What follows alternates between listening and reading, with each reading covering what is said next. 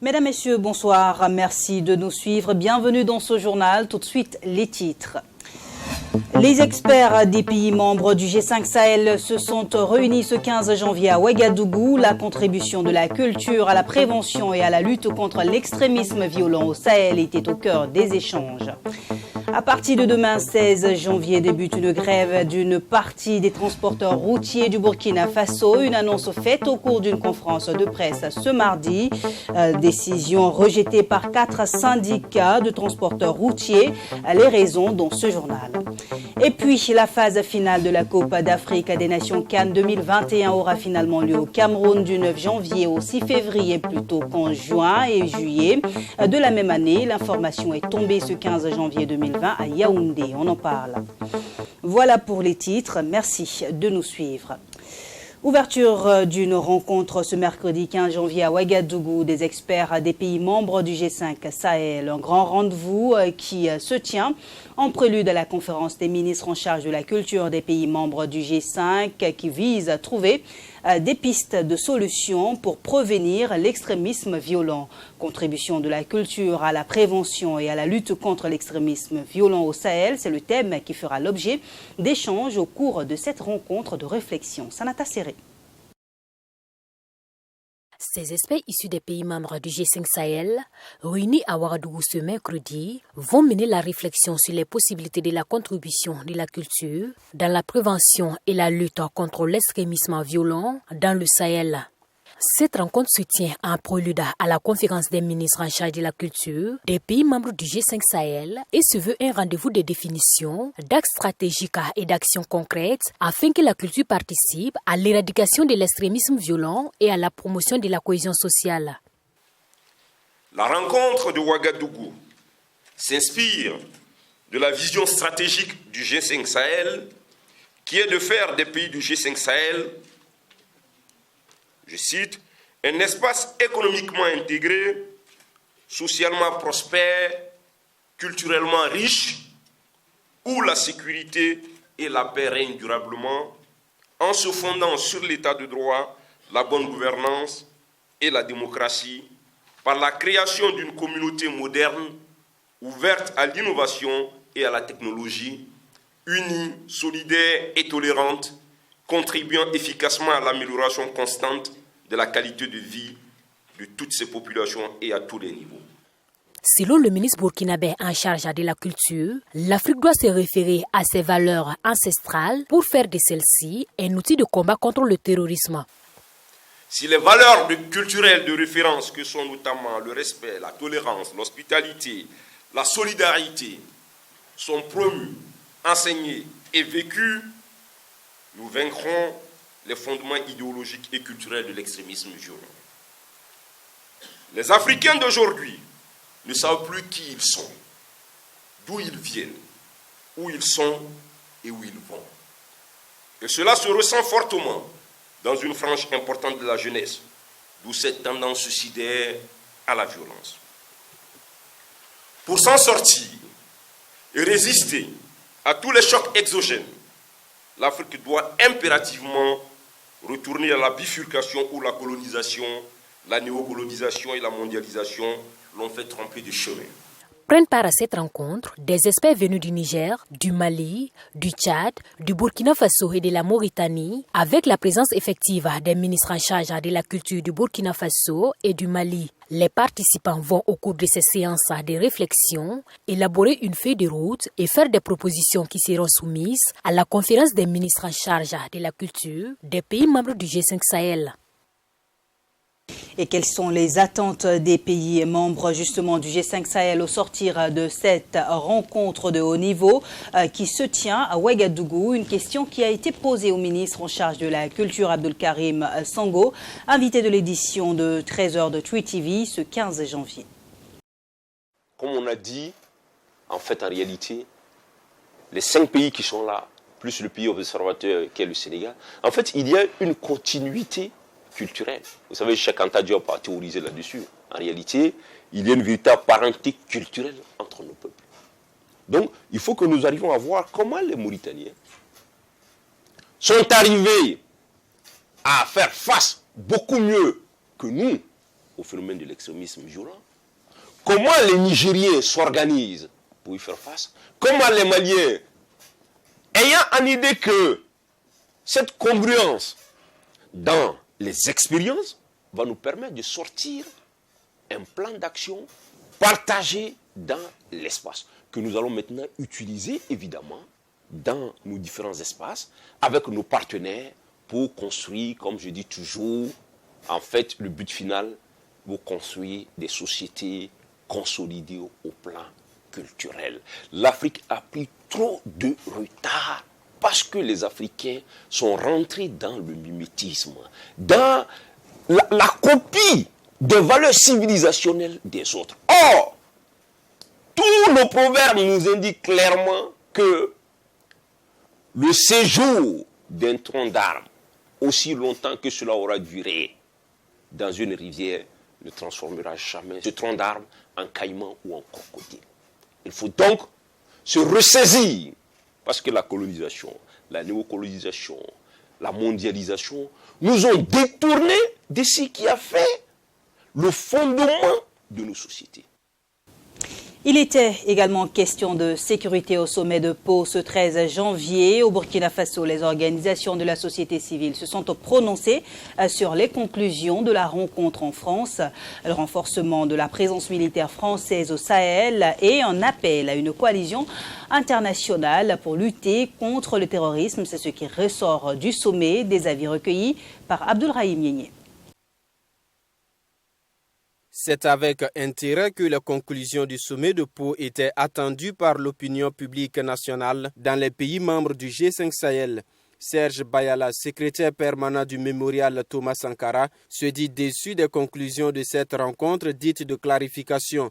Pour lui, la décision des chefs d'État du G5 Sahel, celle de renforcer la présence militaire française, est regrettable mais pas surprenante. C'est un profond regret. Ce sommet n'aurait pas dû avoir lieu. Il y a un mensonge d'État qui est partagé, qui est maintenu. Est-ce que la France est sincère quand elle dit qu'elle n'a pas d'intérêt, alors que les pères fondateurs de la France disent qu'elle n'a pas d'amis, mais elle n'a qu'à des intérêts? Est-ce que la France esclavagiste est capable d'intervenir dans un pays en bon samaritain? Par contre, Boukari Konomo du mouvement Brassard Noir estime que la lutte contre le terrorisme ne peut se faire sans la France. Il soutient cependant que la France n'est pas sincère dans sa coopération dans le cadre de la lutte contre le terrorisme. Je pense que si la France change son fusil d'épaule, collabore sincèrement, il n'y a pas de problème. Sinon, les présidents, ce qu'ils ont dit, mais c'est naturel, c'est normal. Ils ont besoin du soutien, de l'accompagnement de la France et de la communauté internationale, sincèrement, pour pouvoir faire face au terrorisme et à l'extrémisme violent. C'est pourquoi les deux organisations sont d'avis pour dire que l'envoi de 220 soldats supplémentaires n'est pas la solution contre le terrorisme. Il faut une coopération plus franche. Avec l'appui de tous ces partenaires, avec leurs avions hypersoniques, les Reaper, quand on vend ces avions-là qui n'est pas à mesure de contrecarrer ou de prévenir ces attaques, il y a un problème. Donc nous demandons, en même temps que c'est un partenaire naturel qui est la France, en même temps nous souhaitons qu'elle soit sincère. La France, si elle est si sincère et si crédible, si elle est digne de bonne moralité, qu'elle remette l'équipement militaire de Barkhane à nos forces armées nationales et vous verrez, en moins d'une semaine, le terrorisme sera bouté hors de nos frontières. Également, la France s'est engagée à créer des conditions nécessaires pour le retour de l'administration malienne à Kidal. Une question qui doit être clarifiée selon Boukari Konombo. Bravo à eux, au président du G5 Sahel, qui ont clarifié leur position. Ils veulent l'accompagnement de la France, ils veulent l'accompagnement de la communauté internationale. En même temps, nous demandons que la France puisse clarifier sa position sur Kidal. Serge Bayala, lui, se veut on est peu plus clair sur la question de Kidal. La sécurité est une affaire interne. Donc la première action condition de sincérité que nous demandons à la France, c'est qu'elle quitte Kidal et qu'elle laisse les autorités maliennes reconquérir Kidal avec ce qu'il y a à fournir comme administration, comme redéploiement de l'État à Kidal. Le sommet de Pau aura fait couler beaucoup d'encre et de salive au sein de la société civile et de la classe politique nationale. Tous souhaitent vivement le retour de la sécurité et de la stabilité dans la zone du Sahel et pour cela, les avis sont partagés sur la présence de la France dans ces pays en proie au terrorisme. Une grève illimitée à compter du 16 janvier 2020, c'est ce qu'a décidé une partie des transporteurs routiers du Burkina. Une annonce faite au cours d'une conférence de presse ce mardi 14 janvier à Ouagadougou. Le compte-rendu d'Elodie Poda avec la voix de Nelly Tapsoba. Plusieurs organisations des transporteurs routiers ont confirmé la grève illimitée à travers la signature d'une déclaration conjointe. Selon eux, cette grève consistera à suspendre le trafic routier sur toute l'étendue du territoire national pour réclamer la tenue du congrès constitutif de la fêtière unique des transporteurs routiers dont ils sont membres. Passé le délai du 15 janvier, donc demain, nous serons dans l'obligation à notre corps défendant et en toute responsabilité d'observer un arrêt de trafic de tout produit à destination du Burkina ou au départ du Burkina. Les livraisons et les transports de voyageurs sur toute l'étendue du territoire jusqu'à la mise en place de notre fêtière qui est source d'espoir pour tous, pour tout le peuple du Burkina. Les transporteurs routiers ont dénoncé à cette conférence de presse une mauvaise gestion du fret par le ministre des Transports, de la Mobilité urbaine et de la Sécurité routière. Ce dernier serait également, selon les conférenciers, à la base de la non-effectivité de la mise en place de la fêtière. Nous, membres des organisations socio-professionnelles des transporteurs routiers du Burkina, exigeons la tenue immédiate du congrès constitutif pour le bonheur de tous de la FUTRB. Nous rejetons avec fermeté la position du ministre en charge des transports pour son désir de gérer le fret généré par le commerce extérieur de notre pays. Un courrier est déposé depuis le 2 janvier 2020 dans ce sens au Premier ministère. Au total, ce sont 19 organisations socio-professionnelles des transporteurs qui sont signataires du préavis de grève selon Bonaventure Kéré. Une grève qui vient après les 2 rendez-vous manqués des 7 et 8 septembre derniers. Après cette sortie médiatique, 4 autres syndicats se sont démarqués de cette grève annoncée pour ce 16 janvier. Ils estiment que les conférenciers ne sont pas habilités à parler à leur nom et appellent l'ensemble des transporteurs routiers à poursuivre leurs activités. Diplomatie, l'association des ambassadeurs à la retraite du Burkina a été reçue en audience ce mercredi 15 janvier par le Premier ministre Joseph Dabiré. Selon son président Jean-Baptiste Ilboudo, l'objectif de cette rencontre visait à présenter leur association au chef du gouvernement. Aussi, les anciens ambassadeurs se disent disponibles pour accompagner le gouvernement dans la mise en œuvre de la diplomatie burkinabé. Jean-Baptiste Ilboudo est au micro d'Élysée Bachiono. Vous savez, quand on regarde comparativement l'âge de la grand-mère, il est encore jeune et nous sommes aussi jeunes que lui pour l'accompagner dans son action. Et c'est un devoir de génération que de lui apporter et de mettre disponible à son niveau notre expérience, nos compétences et aussi nos relations, parce que le monde est ce qu'il est. Une seule main ne ramasse pas la farine. Et dans le contexte national, il est encore plus important que nous disponibilisons pour son action et accompagner pour le retour à la paix dans notre pays.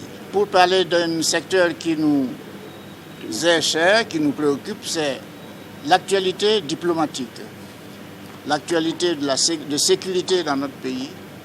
Et nous ne pouvons pas rester indifférents par rapport aux efforts et à la recherche de solutions, d'alliances efficaces pour vaincre l'ennemi commun qu'est le terrorisme au Sahel et au Burkina Faso en particulier. Nous le vivons autant que vous le vivez et beaucoup d'entre nous sommes grands-pères et nous voulons que nos petits-enfants vivent dans un Burkina de paix. Et pour cela, nous devons nous lever et nous disponibiliser pour ce combat-là. On parle encore diplomatie, mais diplomatie scientifique cette fois. Le sujet était au cœur de la conférence inaugurale à l'Université Aube-Nouvelle. Au cours de cette traditionnelle conférence, les étudiants de l'université ont eu un échange approfondi sur les relations entre la diplomatie et la science, dont la promotion des valeurs de paix et de cohésion sociale. Et c'est le secrétaire exécutif de l'organisation du traité d'interdiction complet des essais nucléaires, le docteur Lassina Zerbo, qui était l'invité d'honneur. Nadine Zongo nous en parle. Le géophysicien et secrétaire exécutif de l'organisation du traité d'interdiction complet des essais nucléaires Otis, Lassina Zerbo, appelé à partager son expérience avec les étudiants de l'Université Aube-Nouvelle. À cette conférence inaugurale, il a tout d'abord conté son parcours à ses étudiants avant d'apporter des éclaircissements sur son institution et les actions qu'elle mène pour le maintien de la paix et la cohésion dans le monde. Le sujet de la diplomatie scientifique a visiblement intéressé les participants. Les discussions se sont étalées sur plus de 2 heures d'horloge. L'idée est venue du prix de la diplomatie scientifique que j'ai reçu en 2018 et ils ont voulu que j'échange un peu sur cette question et essayer de leur permettre de mieux comprendre cette problématique-là et pour faire face à ces questions-là le mieux possible. Et je crois qu'on a eu de grands échanges avec les étudiants. J'avoue que j'ai été agréablement surpris. Et vous avez vu qu'il y en a qui maîtrisaient beaucoup les questions que nous traitons au niveau de l'organisation que je dirige. Et ça a été une satisfaction pour moi. L'objectif de cette conférence est de permettre aux étudiants d'avoir accès aux personnalités et d'échanger avec elles. Toute chose qui devrait leur permettre de s'inspirer de leurs expériences. Les étudiants, en l'écoutant, sont défiés, sont encouragés et prennent l'engagement. Ils sont ambitieux maintenant. L'ambition, ils rêvent que tout c'est possible. Il l'a dit, il est sorti d'un village quelconque, un petit village, pour arriver à ce poste. Et donc, les étudiants peuvent rêver. Cette organisation en question a un rôle majeur pour la planète. Elle est très importante.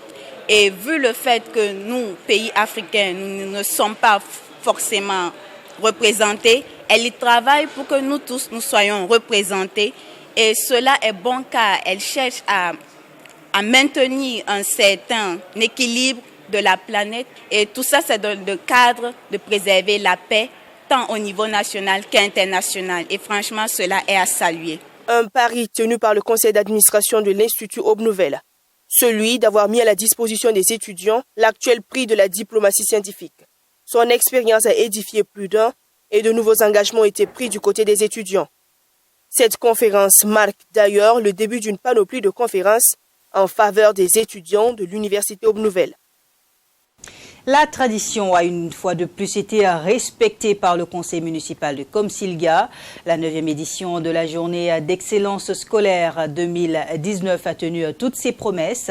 Les meilleurs élèves, enseignants et écoles de la commune de Komsilga ont vu leur effort récompensé. C'était ce 15 janvier au sein de la mairie de Komsilga où la population et le monde éducatif se sont mobilisés. Des détails avec Michael Tougri. Les acteurs de l'enseignement, du privé et du public de la commune rurale de Komsilga étaient à l'honneur. Le conseil municipal dirigé par Issouf Nikeman a reconnu les efforts de ces acteurs de l'éducation de sa commune. Les 2 meilleurs enseignants de Komsilga repartent ainsi avec une moto chacun pour leurs résultats brillants obtenus au certificat d'études primaires session 2019. Pour le maire de Komsilga, cette cérémonie vise à rendre un hommage au monde de l'éducation. Et pour vous dire que nous avons décidé d'organiser cette journée de l'excellence pour encourager les enseignants, premièrement, et les élèves. Vous voyez que notre commune est venue en 2e position au niveau de l'éducation cette année. Donc, c'est l'honneur pour nous d'encourager et accompagner les enseignants et les élèves pour que la commune, pour que les années à venir, la commune puisse prendre la première position. La cantine scolaire ne vient pas à temps, c'est vrai. Vous voyez que les appels d'offres, souvent si vous voulez lancer un marché, il y a des entreprises qui viennent soumissionner le marché.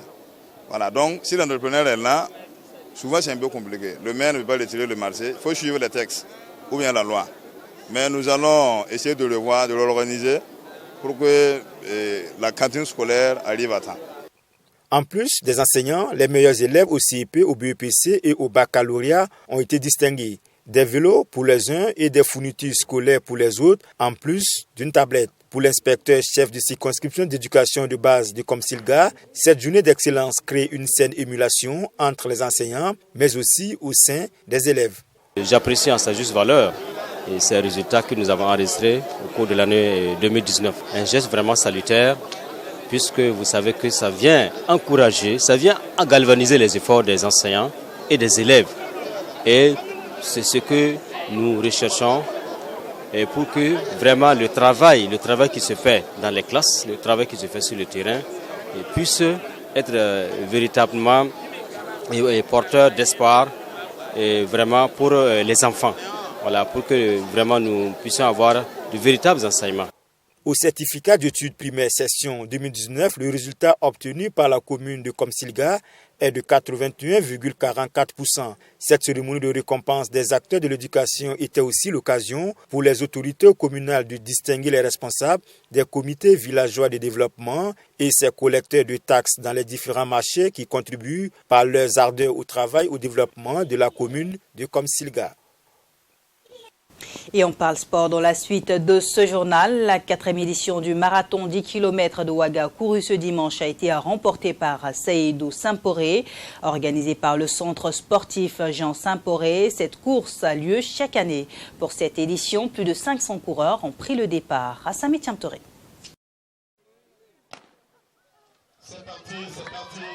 La course démarre tambour battant après le coup de feu de départ. Les plus habitués des marathons prennent la tête de la course aussitôt. Au nombre de 6, ils prennent le premier virage en direction du rond-point de Wemtenga. À ce niveau, les écarts commencent à se créer. Seydou Simporé prend la tête et tire le reste des coureurs. Après avoir fait le tour du circuit jusqu'au mur de l'université de Ouagadougou, Simporé est toujours seul et se dirige vers la ligne d'arrivée. Ainsi, il franchit sans être inquiété la ligne et remporte cette 4e édition. La course est très facile.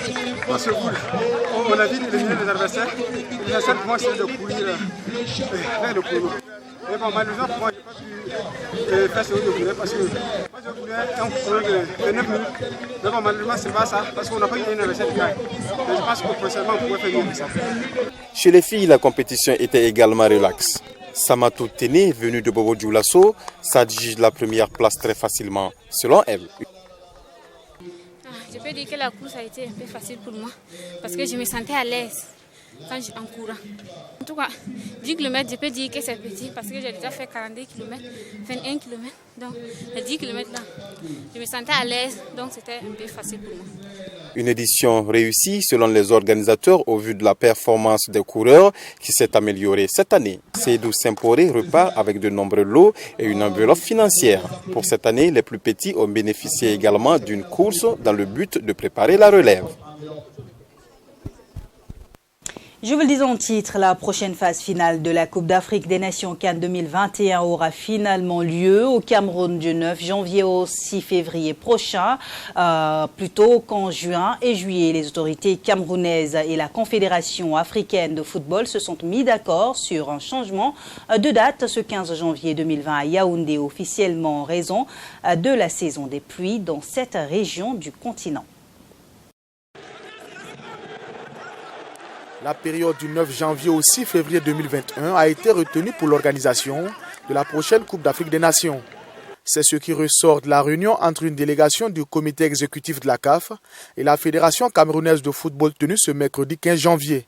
Il s'agit d'un retour à la case départ pour la CAF qui avait jusque-là organisé la CAN en hiver jusqu'à l'édition de 2019 en Égypte qui s'est jouée entre juin et juillet en plein été. Pour justifier ce changement de calendrier, les deux parties ont mis sur la table une raison fondamentale, les conditions météorologiques. Par ailleurs, du 17 juin au 4 juillet 2021 se déroulera la Coupe du monde des clubs, élargie à 24 équipes selon une nouvelle formule voulue par le président de la FIFA. Tenir donc la CAN en juin-juillet en confrontation avec la Coupe du monde des clubs serait mettre les joueurs africains face à un dilemme, faire le choix de leur équipe nationale ou de leur club. L'option de ramener la CAN 2021 à janvier-février apparaît davantage comme une concession faite au Cameroun pour ne pas le froisser davantage après l'épisode du retrait de la CAN 2019, confié d'urgence à l'Égypte, officiellement pour des raisons de retard dans les travaux. La CAF a été placée sous la tutelle d'une mission de la FIFA et de ses dirigeants depuis le 1er août 2019, à la suite de soupçons de corruption qui éclaboussent l'actuel président de la CAF, Ahmad Ahmad. La décision d'avancer la date de la CAN au début de l'année 2021 ne devrait pas manquer de poser la question de la pleine souveraineté de la CAF, s'interrogent certains observateurs. Ce changement doit être validé lors de la prochaine réunion du comité exécutif de la CAF, qui devrait avoir lieu le 6 février prochain. Voilà qui met fin à ce journal, une édition qui a été préparée par l'ensemble de la rédaction. Merci de l'avoir suivi et bonne suite de programmes sur Twi TV.